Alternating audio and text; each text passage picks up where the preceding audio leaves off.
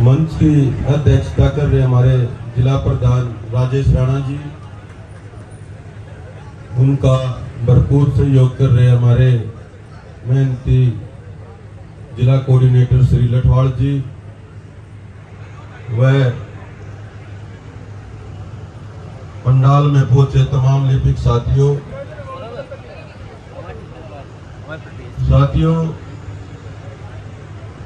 आज हमारा अनिश्चितकालीन हड़ताल का 38वां दिन है, लेकिन सरकार द्वारा कई दौर की वार्ता होने के बावजूद भी और अलग अलग तरीके से मीडिया से या और अन्य तरीकों से आपके पास जो सूचनाएं पहुंचती हैं, कुछ गलत भी पहुंचती हैं, लेकिन आपका जो मनोबल इतना ऊंचा उठ गया है कि आपने हर चीज को दरकिनार करते हुए इस पंडाल को भर दिया है। ये हमारी जीत है साथियों। हड़ताल का 34वां दिन जिस दिन था, वो दिन राज्य कार्यकारिणी में एक बात रखी गई, भाई टाइम ज्यादा हो गया है और सरकार से कोई बुलावा भी नहीं आ रहा है, तो इस बारे में हमें सोचना चाहिए कि आगे की रूपरेखा हमारी क्या होनी चाहिए, क्योंकि साथियों में हर टाइम ये जिज्ञासा बनी रहती है कि सरकार कब बुला रही है, कब हमारी मांग पर बात कर रही है। तो साथियों, 35वें दिन हम सभी साथी राज्य कार्यकारिणी से अम्बाला के अंदर इकट्ठे हुए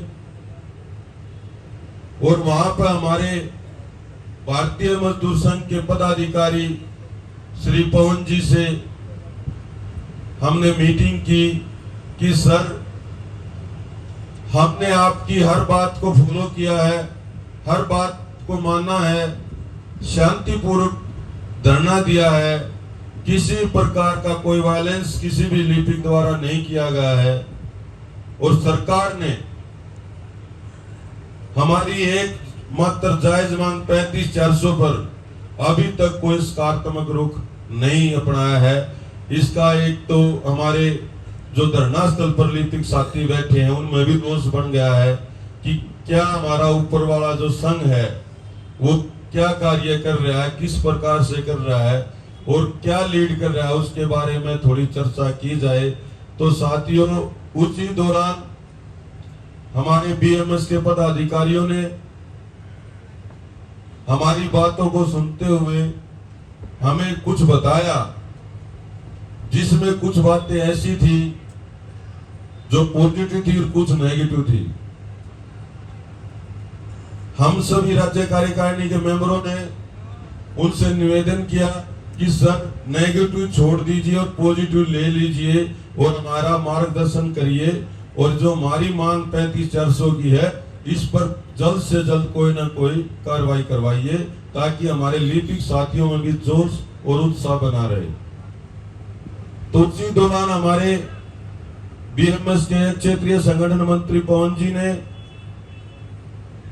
आनंद फानन में 3 बजे सेक्रेटरीट में मीटिंग की। उस मीटिंग में ओनली बीएमएस के पदाधिकारी गए।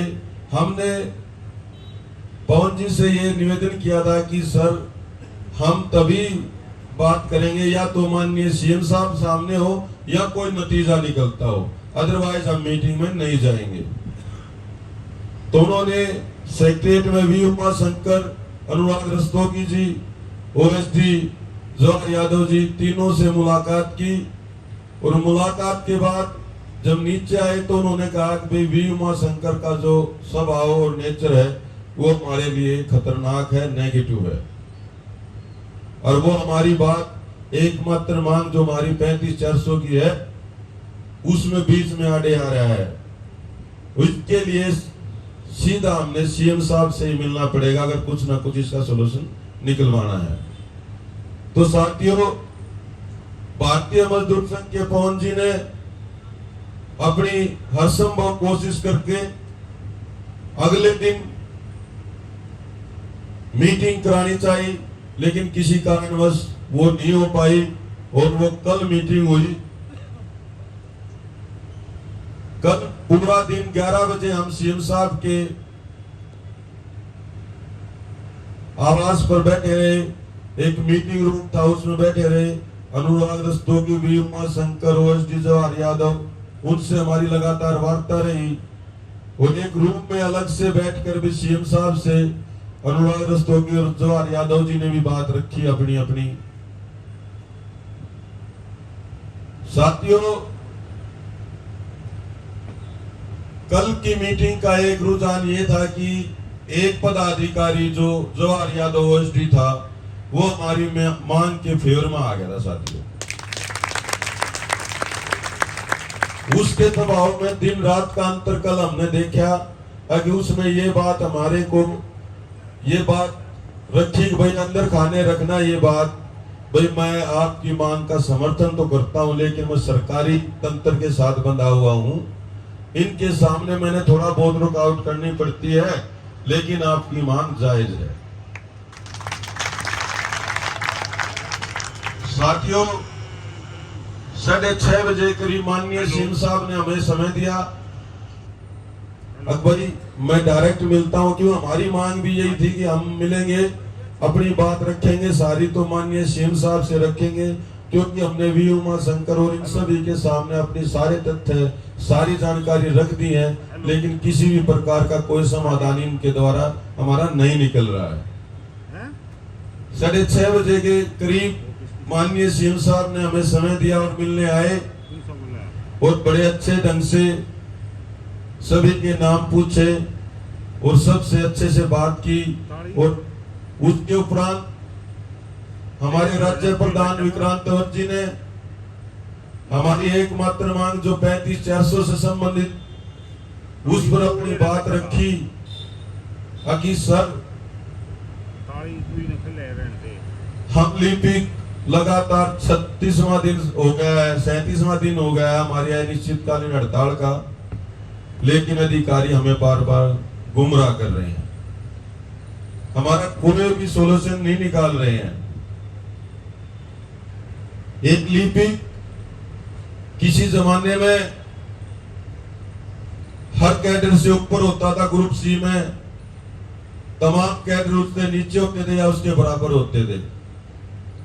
उसकी शोषण योग्यता 10वीं पास होती थी और तब भी वो ऊपर होता था, लेकिन आज के दौर में एक लिपिक की शोषण योग्यता तो बढ़ा दी गई, उस पर एक डिप्लोमा भी ला दिया गया, स्किल टाइपिंग टेस्ट भी लिया जा रहा है उससे अलग डिपार्टमेंट से, उसकी जिम्मेदारी बढ़ा दी गई है।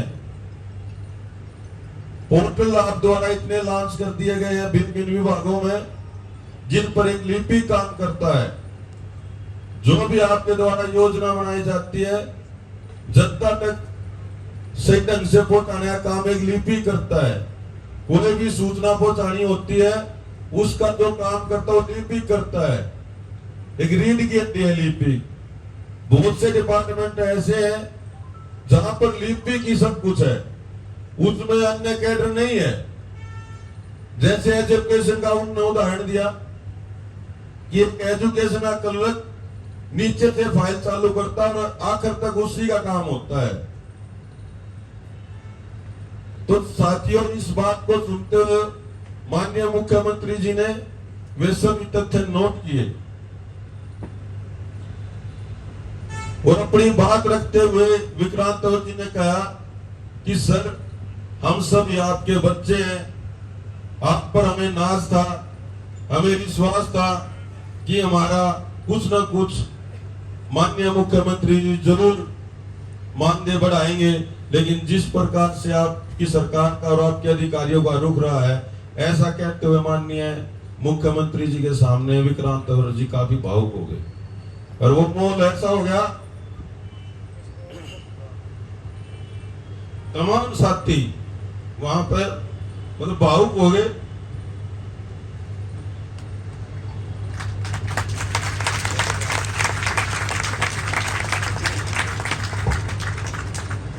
तो साथियों, माननीय मुख्यमंत्री जी भी भावुक हो गए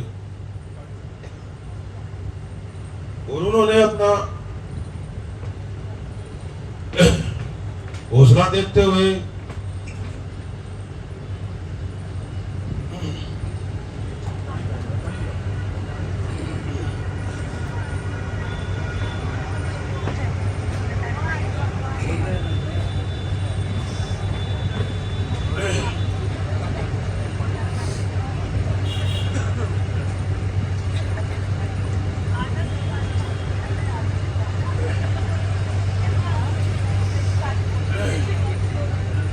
साथियों, सीएम साहब ने भी भावुक होते हुए सभी दस्तावेज अनुराग रस्तोगी, वी उमाशंकर, ओएसडी जवाहर यादव से अपने पास लिए। भाई, जो इन लिपिकों की मांग है, जो ये बात अपने तथ्य बता रहे हैं कि हरियाणा, पंजाब, राजस्थान, अलग अलग प्रदेशों में सभी जगह एक लिपिक का मानदेय ज्यादा है और अन्य कैडर जो उन्होंने पैरेलल बताए हैं, एमपीएसडब्ल्यू, जेबीटी, अन्य कैडर, उन तमाम कैडरों का मानदेय कम है। वे सभी साक्ष्य मेरे सामने रखे जाए और मैं खुद उन पर संज्ञान लूंगा।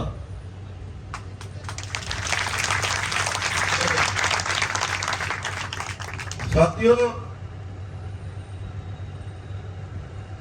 तथ्य लेते हुए और उन पर मार्क करते हुए माननीय सीएम साहब ने एक बात दोहराई।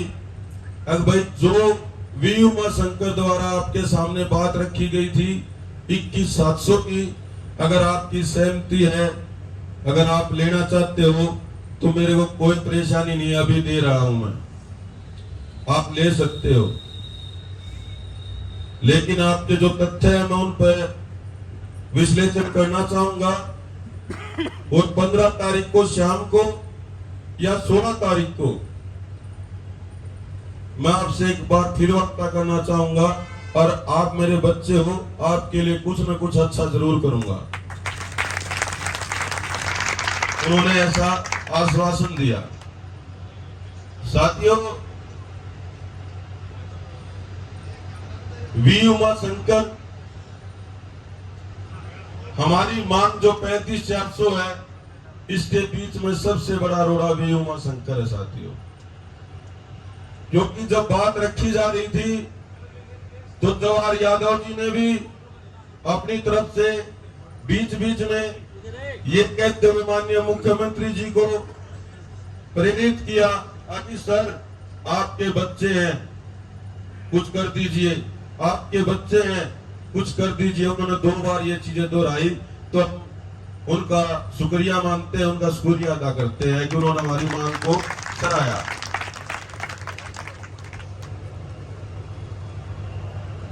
दूसरा, हमारे पवन जी ने भी एक बात रखी कि सर, ये तो लिपिक है 37 दिन से हड़ताल पर बैठे हैं, लेकिन ये राष्ट्रीय हित में भी सोचते हैं। इन्होंने 2,500 से ज्यादा ब्लड डोनेट किया है। आपदा के समय बाढ़ग्रस्त इलाकों में मजबूती से एक लेबर वर्क भी किया है, मिट्टी डाल के कट्टों में जहां कटाव हो रहा था वहां पर काम भी किया है साथियों। तो साथियों, इस बात को सुनने के बाद माननीय मुख्यमंत्री जी ने वहीं पर क्लैपिंग की अपने लिपिक साथियों के लिए।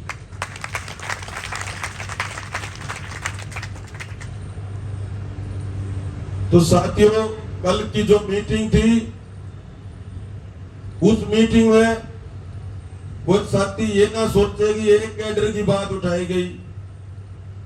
उस मीटिंग में चाहे स्टेनो है, चाहे कोई एसडीसी, असिस्टेंट, डिप्टी सुपरिटेंडेंट, पीए, तमाम कैडर जो भी लिपिक वर्ग से संबंधित है, सभी की बातें थी साथियों। और ये पंडाल हर कैडर से भरा हुआ है और हमने हर कैडर की बात वहां पर रखी है। कोई साथी ये ना सोचे कि केवल लिपिक का भला होगा। मैं आपको आश्वासन देता हूं साथियों, हर कैडर का सम्मान जरूर होगा। इसमें इस पंडाल की गैदरिंग को ऐसे ही बनाए रखें। 15 या 16 तारीख में जो भी मीटिंग होगी साथियों, हर कैडर का जरूर सम्मान होगा। ऐसा विश्वास माननीय सीएम साहब से मिलने के बाद हमें हुआ है साथियों। तो साथियों, जाते हुए माननीय मुख्यमंत्री जी ने खुद यह आश्वासन दिया था कि 15 तारीख को आप हड़ताल पर रहिए, कोई दिक्कत नहीं है। आपने एक मांग रखी थी स्ट्राइक पीरियड को ड्यूटी पीरियड काउंट किया जाए। ये छोटी बातें हैं, कोई दिक्कत नहीं है। आप 15 तारीख को देश हित में, राष्ट्र हित में तिरंगा यात्रा निकालिए, लोगों में राष्ट्र भावना जागृत करिए और आपका धरना जो मेरे संज्ञान में है, आप द्वारा अच्छे से चलाया जा रहा है। मैं आपकी प्रशंसा करता हूं साथियों। ऐसा माननीय मुख्यमंत्री जी द्वारा कहा गया। और 15 तारीख को साथियों हमने ज्यादा से ज्यादा संख्या में, कोई भी साथी जो घर पर रह गया हो किसी कारणवश, कोई काम हो, उस दिन छुट्टी का दिन जरूर है साथियों, लेकिन पंडाल में दुगनी संख्या में साथी पहुंचे।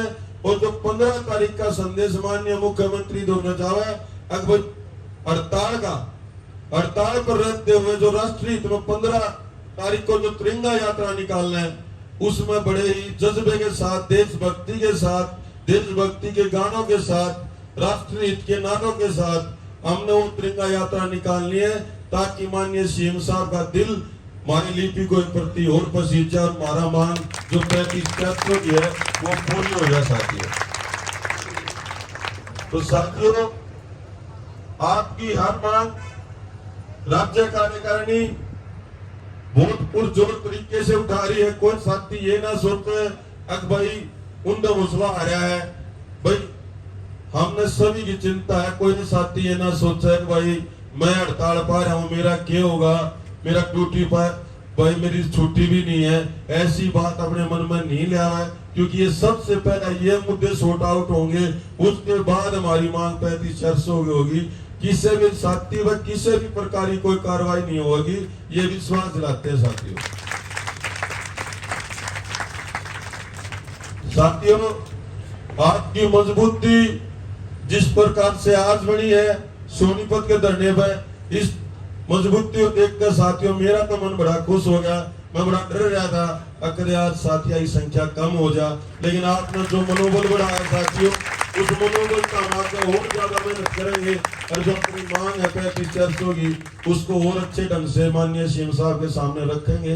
और हर प्रयास साथियों अपनी मांग के प्रति कर रहे हैं, चाहे वो किसी से मिलना हो, पॉलिटिकल दबाव बनाना हो, हर तरीके से लगातार जारी है साथियों। आपकी जो मांग है उसके प्रति हम कहीं पर भी कोई कमी नहीं छोड़ रहे हैं। लेकिन साथियों, सरकार के कुछ अधिकारी माननीय सीएम साहब को गुमराह कर रहे हैं। हम भगवान से ये आशा करते हैं कि माननीय सीएम साहब उन चुंगलों से निकले, उन जो एक इर्द गिर्द उसके जो एक अधिकारियों का टोल बना हुआ है, वो उसको जो गाइड कर रहे हैं, उस टोल से अगर निकल के और ऊपर उठ कर अगर हमारी बात सुन गए तो साथियों हमें तो पूरी उम्मीद है, जिस प्रकार से कल मौन बना हुआ पर अंदर आवास में सीएम साहब के, तो ये उम्मीद है कि कहीं ना कहीं उम्मीद से अच्छा होने वाला है साथियों। ऐसा विश्वास हमें कल लगा। तो साथियों, आपकी मजबूती जो धरने पे है वो माननीय सीएम साहब के पास कल रिपोर्ट जाती है, यहाँ से उन्होंने बताया है, डे बाय डे रिपोर्ट जाती है, हर प्रकार की जाती है। और जिस मजबूती से शांतिपूर्ण ढंग से आप यहाँ पर अपना प्रदर्शन कर रहे हो और लगातार 16 तारीख तक यहाँ पर मजबूती बनाए रखोगे, या रिपोर्ट भी माननीय सीएम साहब के पास जाएगी, तो हमने अपने पंडाल में संख्या कम नहीं करनी है, बढ़ानी है साथियों। और देशभक्ति के प्रति अपनी आस्था जगानी है। और 15 तारीख को बढ़ चढ़कर सभी साथियों ने भाग लेना है। इसी साथ मुझे विश्वास है साथियों कि हम अपनी लड़ाई जीतेंगे। 2 नारे जरूर लगावा साथियों। भारत की, भारत माता की, वंदे वंदे आवाज दो, आवाज दो। मारा भाईचारा, दीपिका का भाईचारा, सोनीपत के साथी, सोनीपत के साथी। अरे हम क्या मांगे, अरे हम क्या मांगे, जोर से बोलो, अरे मिलकर बोलो, अरे जोर से बोलो। अरे सुन ले खट्टर, अरे सुन ले खट्टर।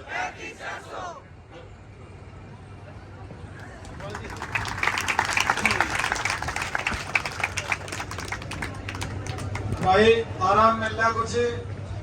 हाँ मिल जा जी। मिल रहा, पहले तो बेटर फील कर रहे होगे भाई। वो काली टी शर्ट आना हम भी सुन आवाज आवती बोला कुलदीप तक काली टी शर्ट दिला ले। यो छोरा को ना छोड़ रहा क्या उस टीम में?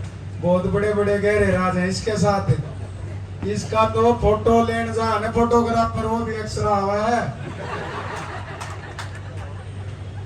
लेकिन हर काम में भाई बिल्कुल एक चीज इनकी खासियत है, स्टडी करके भाइयों की राय लेके और तभी मीटिंग में जाते हैं भाई क्या। और ऑलरेडी डिप्टी सुपरिटेंडेंट बनने वाले हैं, लेकिन इस कैडर के लिए इतना जोश और जज्बा मैंने नहीं देखा।